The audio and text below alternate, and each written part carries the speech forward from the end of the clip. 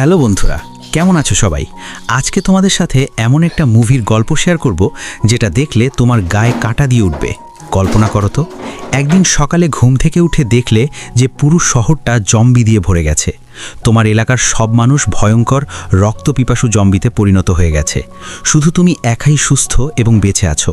বাইরে পা রাখলেই জম্বিরা তোমাকে ছিঁড়ে খেয়ে ফেলবে, আর ঘরের ভিতরেও বেশিক্ষণ থাকা সম্ভব না, কারণ খাবার পানি সব কিছু একসময় শেষ হয়ে যাবে। এই পরিস্থিতিতে তুমি কি করতে, কিভাবে বেঁচে থাকতে? ঠিক এমনই একটা রোমাঞ্চকর টেনশন ভরা গল্প নিয়ে আজকের মুভি #অ্যালাইভ।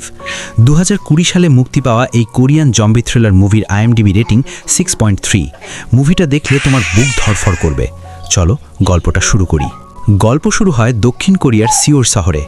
আমাদের মেইন ক্যারেক্টার জুন উ একটা উঁচু অ্যাপার্টমেন্ট বিল্ডিংয়ে বাবা মা এবং ছোট বোনের সাথে থাকে। জুন উ একজন গেমার, সারাদিন গেম খেলে আর লাইভ স্ট্রিম করে। এক সকালে সে ঘুম থেকে উঠে দেখে পুরো ফ্ল্যাট খালি। পরিবার কোনো একটা অনুষ্ঠানে শহরের বাইরে চলে গেছে। জুন উ একা থেকে যায় এবং সাথে সাথে কম্পিউটার অন করে অনলাইন গেম খেলতে বসে যায়। গেম চলার মাঝে তার টিমমেটরা হঠাৎ প্যানিক করে ওঠে। তারা বলে টিভিতে ভয়ানক নিউজ দেখাচ্ছে। জুন উ গেম পজ করে টিভি চালায় এবং যা দেখে তার রক্ত জমে যায়। নিউজে বলা হচ্ছে একটা অজানা ভাইরাস ছড়িয়ে পড়েছে। যারা আক্রান্ত হচ্ছে তারা ভয়ঙ্কর জম্বিতে পরিণত হয়ে যাচ্ছে। একবার কামড়ালে বা আঁচড়ালে অন্য মানুষও আস্তে আস্তে জম্বি হয়ে যায়। নিউজ অ্যাঙ্কার বলছে যারা সুস্থ আছে তারা যেন কোনো সেফ জায়গায় লুকিয়ে থাকে এবং বাইরে না বেরোয়। জুন উ ভয়ে কাঁপতে কাঁপতে ব্যালকনিতে গিয়ে নিচে তাকায়, আর যা দেখে সত্যি সত্যি রাস্তায় জম্বিরা মানুষকে তাড়া করে কামড়াচ্ছে, ছিঁড়ে খাচ্ছে। চারদিকে চিৎকার, রক্ত আর ছোটাছুটি। পুরো শহরটা যেন একটা নরকে পরিণত হয়েছে। এর মধ্যেই হঠাৎ দরজায় জোরে জোরে ধাক্কা পড়তে শুরু করে। জুন উ ভয়ে কাঁপতে কাঁপতে দরজা অল্প ফাঁক করে। দেখে একটা অচেনা লোক প্রচণ্ড ভয়ে কাঁপছে। লোকটা জোর করে ঢুকে পড়ে। জুন উ রেগে গিয়ে বলে, বাইরে যান, কিন্তু লোকটা কোনো কথা শোনে না। সে বলে, প্লিজ শুধু 5 মিনিট বাথরুম ব্যবহার করে চলে যাব, এবং সোজা বাথরুমে ঢুকে যায়। কিছুক্ষণ পর বাথরুম থেকে বেরিয়ে লোকটা হঠাৎ জম্বিতে পরিণত হয়। আসলে ঢোকার আগেই তার হাতে কোনো জম্বির কামড় লেগেছিল। সে জুন উয়ের উপর ঝাঁপিয়ে পড়ে। জুন উ কোনো রকমে একটা চাকু দিয়ে তাকে ধাক্কা দিয়ে বাইরে ফেলে দেয় এবং তাড়াতাড়ি দরজা লক করে। তারপর ফ্রিজ এনে দরজার সামনে আটকে দেয় যাতে কেউ ভিতরে ঢুকতে না পারে। মোবাইলে কোনো নেটওয়ার্ক নেই। আগে বাবা মা পাঠানো কয়েকটা মেসেজে লেখা তারা সেফ আছে এবং জুন উকে ঘর থেকে না বেরোতে বলেছেন। একা থাকার ভয়ে জুন উ একটা কাগজে বড় করে #অ্যালাইভ লিখে পরিবারের ছবির উপর আটকে দেয়, যাতে এটা দেখে নিজেকে সাহস দিতে পারে। দিনগুলো কাটতে থাকে।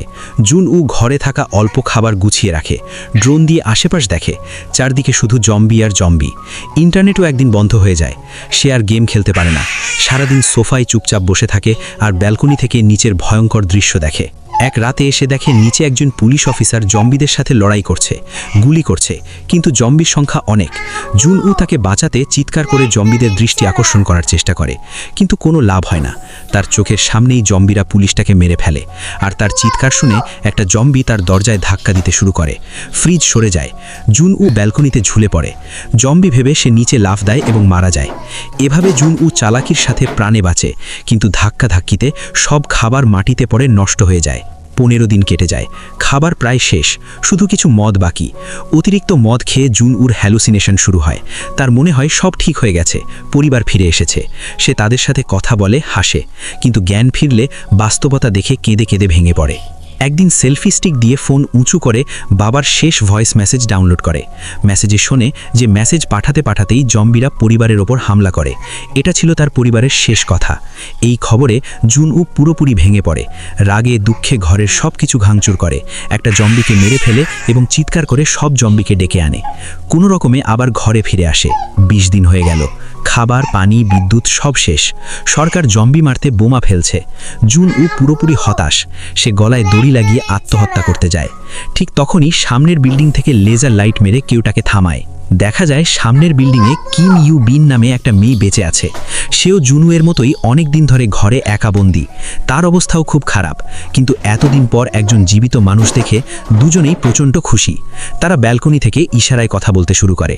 জুন উয়ের জীবনে আবার বেঁচে থাকার আশা ফিরে আসে। ইউবিন খাবার পাঠাতে চায়। দড়ি বেঁধে একটা বল ছুঁড়ে মারে, কিন্তু বল মাঝ রাস্তায় পড়ে যায়। জুন উ তার ড্রোন দিয়ে দড়ি পাঠায়। এভাবে তারা দড়ির ওপর ব্যাগে করে খাবার আদান প্রদান শুরু করে, কিন্তু সেই দড়ি ধরে ধরে একটা জম্বি ইউবিনের ফ্ল্যাটে উঠতে শুরু করে। জুনউ ড্রোন দিয়ে জম্বিটাকে ডিস্ট্র্যাক্ট করার চেষ্টা করে। শেষে ইউবিন জেগে উঠে জম্বিটাকে ধাক্কা দিয়ে নিচে ফেলে দেয়। খাবার আবার শেষ হয়ে আসে। জুনউ সাহস করে পাশের ফ্ল্যাটে ঢোকে। সেখানে প্রচুর খাবার এবং দুটো ওয়াকি টকি পায়। একটা ইউবিনকে পাঠিয়ে দেয়। এতদিন ইশারায় কথা বলতো, এবার সরাসরি ভয়েসে কথা বলতে পারে। দুজনেই আনন্দে কাঁদে আর সারাদিন কথা বলে সময় কাটায়। একদিন বাইরে প্রচণ্ড আওয়াজ, জম্বিরা সব একসাথে দৌড়াচ্ছে। ইউবিনের ঘরে জিনিস পড়ে শব্দ হয়। জম্বিরা তার দরজায় ধাক্কা দেয়।